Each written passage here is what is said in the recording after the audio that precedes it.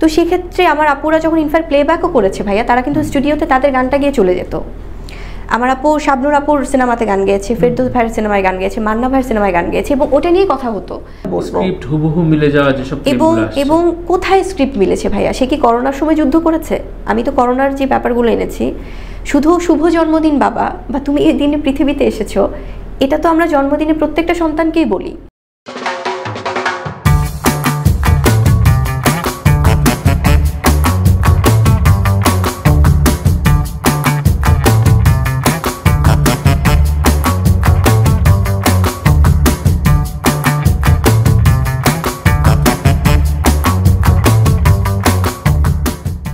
শাকিব খানের সাথে নায়িকা যে পেমেন্ট রেশিও, সেটার আন্ডার ডেলে আপনি কাজ করছেন অনেক, কারণ বাজেট কম, আবার কেউ কেউ বলছে আরও চড়া মূল্যে বুবলি তার নিজের পারিশ্রমিক বাড়িয়ে দিয়েছে।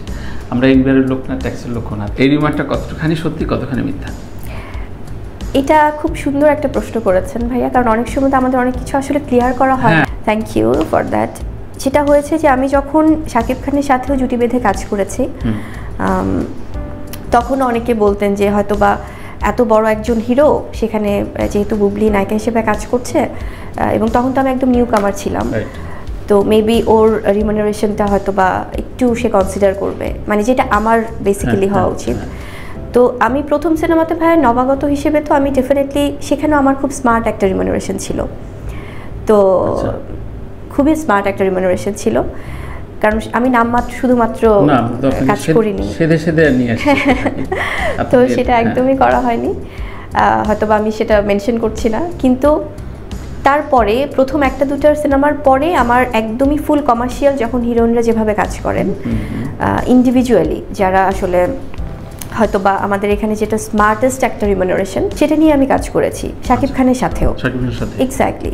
এবং ওনার বাইরে আমি যে কাজগুলো করছি সেখানেও একদম আমার কাছে মনে হয় যে আসলে অনেকে তো বলে যে আমি নাকি হাইয়েস্ট রিমুনারেশন নিচ্ছি, তবে এটা হচ্ছে কি ভাইয়া, এটা আমাদের সম্মানিটা তো আসলে আমাদের জায়গা থেকে যারা ডিরেক্টর প্রডিউসাররা আমাদের উপর লগ্নি করছেন, তারা আসলে সেই সম্মানটাই দিচ্ছেন যে হয়তো বা আমি ডিজার্ভ করি সেটা খুবই যে আমি আকাশচুম্বী কোনো কিছু যে বসছি সেটা না, সেটা একদমই খুব যেটা আসলে ইন্ডাস্ট্রি বুঝেই সেটা করা হচ্ছে। একটা প্রমোশনাল খুব ভাইরাল হয়েছিল, কোন একটা সেটে মারামারি হট্টগোল, এটা নাটক ড্রামা হয়েছিল, সেটা নিয়ে অনেক কথা বলেছি আমরা অনেক পাবলিক ডোমেনে।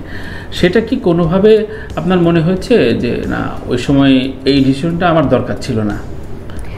আমি একটু আগে যেটা বললাম, আসলে আমাদের মুভির প্রমোশনটা তো অনেক সময় টিমের উপরও ডিপেন্ড করে, তো সেক্ষেত্রে প্রডিউসার থাকে, ডিরেক্টর থাকে, তো সেখানে আসলে আমরা একটা বেসিক্যালি প্রোগ্রাম করতে গিয়েছিলাম একটা চ্যানেলের, তো অল অফ আ সাডেন হয়তো বা তাদের প্রমোশনাল টিম থেকে মনে হয়েছে যে প্রথমে না আমি নিজেও, আমরা যারা টিম মেম্বাররা ছিলাম যখন শ্যুটটা হচ্ছিল, আমরা তো প্রোগ্রাম শ্যুটই করছি, তো যখন ওই সিচুয়েশনটা হয়েছে আসলে ওটা খুব একদমই যে টার্গেট করে প্রমোশনাল করা হয়েছে ভাই ওরকমও ছিল না।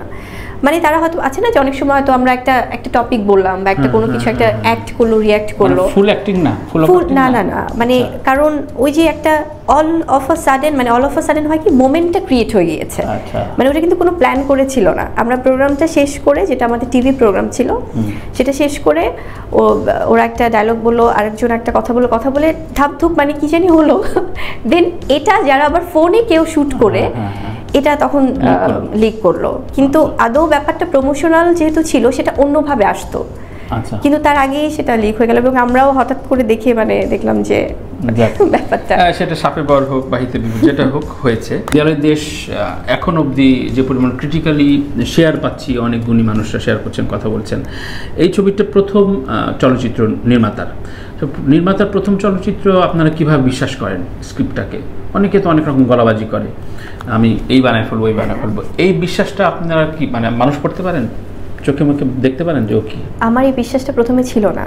আমি যখন একদম যদি অনেস্টলি বলি, আমি যখন দেয়ালের দেশ মুভিটার সাথে ইনভলভ হবার আগেই, যখন মিশুক ভাই আমাদের যিনি ডিরেক্টর, মিশুক মনি, উনি যখন আমাকে টেক্সট করেছিলেন যে ওনার পরিচয় দিয়ে এবং নাম দিয়ে এবং বলছিলেন যে উনি একটা ফিল্ম মেক করতেছে, এরকম তো আমরা অনেক সময় টেক্সট পাই, হয়তো স্ক্রিপ্ট পাঠাচ্ছে, কথা বলছে, ফোন দিচ্ছে, অনেকে আবার রেফারেন্স নিয়ে, যারা একটু আননোন তারা হয়তো রেফারেন্সটা বলে যে আচ্ছা আমরা পরিচিত কাউকে দিয়ে হয়তো ফোন করাচ্ছে।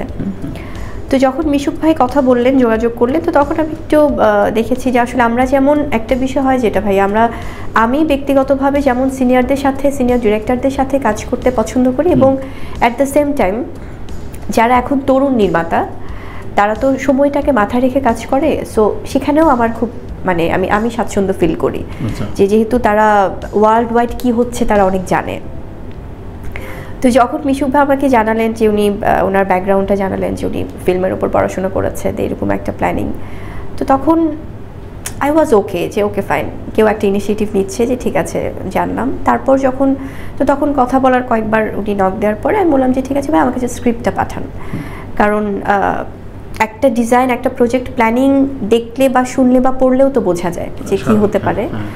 তো তখন যখন আমাকে পাঠালেন উনি সিনোপসিস এবং টোটাল স্ক্রিপ্ট পাঠানোর পরে আমি স্ক্রিপ্টটা পড়ে আমার কাছে মনে হলো যে আসলে প্রথমত আমার কোনো সিনেমা চুজ করার আগে যেটা কাজ হয় যে আমি ভাবি যে এখানে ডিরেক্টর কে থাকছে এবং গল্পটা কেমন হবে, কারণ একজন ভালো নির্মাতা একটা নর্মাল গল্পকেও নাইসলি প্রেজেন্ট করতে পারে। কোনো রেফারেন্স দেখতে চেয়েছেন?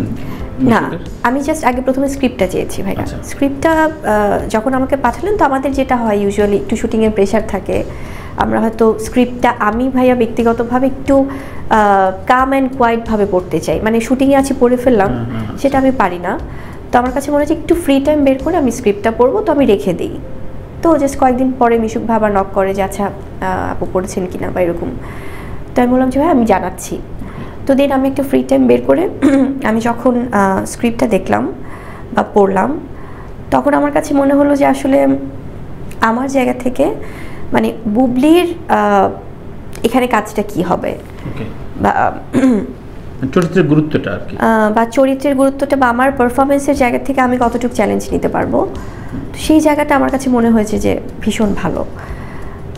গল্পটা যেভাবে এগোচ্ছে, তার যে ডিজাইন, তার যে প্যাটার্ন, সব কিছু মিলে আমার কাছে মনে হয়েছে যে আসলে সেখানে হয়তো বা আমি বিলিভ করতে পারি যেহেতু সে এভাবে ভাবছে। তো স্ক্রিপ্টটা দেখে ওনার সাথে তো এর মধ্যে কমিউনিকেশন চলছিল, তো পরে আমাকে বললো যে আপু উনি কিছু রেফারেন্স বলছিল। ডেফিনেটলি অনেক সময় অনেক রেফারেন্স থাকে ভাই, অনেক মুভিজ, অনেক বুকস যেগুলো হয় যে অনেক বইয়ের বা অনেক কিছু, তবে আমার কাছে মনে হয় যে আমি কমপ্লিটলি ডিরেক্টর আর্টিস্ট হতে চাই। একজন ডিরেক্টর আমাকে যে স্ক্রিপ্টে আমাকে যে চরিত্রটা উনি দিচ্ছে সেখানে ডেফিনেটলি উনি ওভাবেই দেখছে, তো উনি কীভাবে দেখছে, তো সেটা যখন আমি কথা বললাম, আমরা টিম ওয়াইজ বসলাম, কথা বলে দেন আলটিমেটলি কাজ শুরু হবার আগে ওনার সাথে অনেক কিছু মতবিরোধ হচ্ছিল আর কি। যেহেতু আমি প্রথমত বলছিলাম যে হ্যাঁ আমি চিত্রনাট্য নিয়ে আপনারা বসলেন, চিত্রনাট্য নিয়ে আমরা বসলাম এবং কিভাবে প্ল্যানিং, যেহেতু উনি এখানে দুটো সময়কে দেখাতে চেয়েছে, সেখানে আমার একটা ট্রান্সফরমেশন আছে কয়েক বছর আগে কয়েক বছর পরে, সেটা ফিজিক্যাল ট্রান্সফরমেশন, মেন্টাল, এবং ওভারঅল আমার কাছে মনে হলো যে আসলে আমাদেরও কিছু ছোট ছোট কাজ করতে করতে যেটা হয় ভাইয়া, বা ছোট বড় আমরা অনেক কাজের অভিজ্ঞতার মধ্য দিয়ে যাই, কিছু অভিজ্ঞতা তখন আমরাও টিমের সাথে শেয়ার করি, ডিরেক্টরের সাথে শেয়ার করি। তো আমার সেই শেয়ারিংটা থেকেও ভাই বললো যে ফাইন আপু কোনো প্রবলেম না, আমরা এভাবে আসলে সব কিছু নিয়ে মুভ করবো। তো মানে উনি হচ্ছেন অনেক বেশি পারফেকশনিস্ট যেটা বলি, মানে যখন আমরা শুটিং শুরু করলাম তখন দেখলাম যে আসলে মানে আস্তে আস্তে করে কাজটা নিয়ে মুগ্ধতা বাড়তে থাকলো। যে প্ল্যানিং, যেভাবে উনি যাচ্ছে, যে কোনো কিছু সেট করা ছিল না, সব কিছু উনি র লোকেশনে করছিল, এবং আমাদের একটু ক্রাউড প্লেসে শ্যুট করা তো একটু ডিফিকাল্ট, সেখান থেকে অনেক ডিফিকাল্টিস থাকে। তো দেখলাম যে না ফাইন, উনি খুব বেশি শার্প ওনার প্ল্যানিংয়ে, মানে কনফিউজড না যে সেটে যে ঠিক করছি আমি আছি এখানে আছি একটু বসি পুরো এই ধরনের কনফিউজ পরিচালকের কাজও তো করার এক্সপেরিয়েন্স হয়েছে ডেফিনেটলি ভাইয়া। সো দেখা যায় তখন হয় কি কনফিউশনটা থাকলে সময়ও যায়, টিম ওয়াইজ সবাই একটু বোর ফিল করে, একটু দেখা যায় যে ওভারঅল একটা কেমন যেন একটা ম্যাসাকার তৈরি হয়। তো দেখলাম যে সে খুবই স্পেসিফিক এবং সে জানে সে কি চাচ্ছে, সে কিভাবে চাচ্ছে, কোন শটটা কিভাবে কি করলে বেটার। তো সেক্ষেত্রে আস্তে আস্তে করে দেখলাম যে না, পুরো টিম, পুরো ইউনিটকে উনি আসলে ওন করছে। তো সেক্ষেত্রে আমার আপুরা যখন ইনফ্যাক্ট প্লেব্যাকও করেছে ভাইয়া, তারা কিন্তু স্টুডিওতে তাদের গানটা গিয়ে চলে যেত। আমার আপু শাবনুর আপুর সিনেমাতে গান গেয়েছে, ফেরদৌস ভাইয়ের সিনেমায় গান গেয়েছে, মান্না ভাইয়ের সিনেমায় গান গেয়েছে, এবং ওটা নিয়ে কথা হতো। অনেকে জানে না ভাইয়া, তার পোর্টফোলিওটা জানে না, তার ব্যাকগ্রাউন্ডটা জানে না, তো সেই জন্য হয়তো বা অনেক কিছু নিয়ে অনেক লাফালাফি করে। তো আমার কাছে এটা খুব আনফর্চুনেট লাগে যে আমাদের এখনকার সময়ে সম্মানটা কোথায় যাচ্ছে, এই যে কোনো কিছু একটা লিখে ফেলা, যে কোনো কিছু একটা বলে ফেলা, বরং আমার বড় আপু তো এরা যারা আমার জেনারেশনে কাজ করছে এখন, এদেরকে বরং শাসন করতে পারতেন বা বলতে পারে সে বড় বোন হিসেবে, সে তাদেরকে একটা চড়থাপ্পড় মারতে পারে সেটা বড় বোন হিসেবে। তো তারা যখন এই ধরনের কোনো একটা কিছু যখন বলে বা করে, তো সেটা আসলে আমার কাছে মনে হয় যে আমরা প্রচণ্ড অভিভাবকহীন হয়ে যাচ্ছি ভাইয়া, যার জন্য সেটা আমরা রাজ্জাক স্যারদের সময় বা ওই সময়টা বা শাবনুর আপুরা বা শাবানা ম্যামরা যখন কাজ করেছে তখন না এই ধরনের এত অরাজকতা ছিল না যে যে কেউ যে কোনো কিছু একটা বলে ফেলবে। এবং আপনি যে পয়েন্টটা বললেন ভাইয়া, এটা হয়তো প্রসঙ্গক্রমে এখন আসছে অনেক জায়গায়। একজন মা তো তার সন্তানের আবেগটা থেকে, মানে আমি এটা কিভাবে বলবো যে আমরা যারা মিডিয়াতে কাজ করি ভাই, আমাদের বাইরেও তো আরও মা আছে, কোটি কোটি মা আছে, তাদের জন্য তো তাদের সন্তানের আবেগটা সেম থাকে। এবং আপনি যে বলছেন যে একটা ভিডিওকে কেন্দ্র করে, একটা বাচ্চার একটা ভিডিও, বীর যখন 2020 সালে পৃথিবীতে আসে, তখন আমি ওর পৃথিবীতে আসা, ওর সেই ছবিগুলো, সেই ভিডিওগুলো যখন করেছি, তখন তো আমি জানতাম না যে কে উল্টোভাবে ভিডিও করে সামনে আনবে। আমি তো করেই ছিলাম যে আমি করোনাকালীন সময় আমার সন্তানকে নিয়ে যে একটা স্ট্রাগল করছি, আমি যে যুদ্ধটা করছি, আমার এই যুদ্ধের সাথে তো কোনো কিছুই কম্পেয়ার হয় না ভাই। আমি তো একা লড়েছি এবং আমার সেই ইমোশনের জায়গা থেকে আমি ওটা রেখেইছিলাম। এত কষ্টের মধ্যে আমি ছোট ছোট মেমোরি করেছি যে যেন আমি বীর একটু বড় হলে ওকে দেখাতে পারি যে বাবা আমরা এই সময়টা এখানে ছিলাম, বা আমেরিকাতে গেলেও যেন আমি ওকে ওই সিনগুলো দেখাতে পারি যে বাবা আমরা এই সময়টা এখানে আমরা এই জায়গাটাতে স্ট্রাগল করেছি।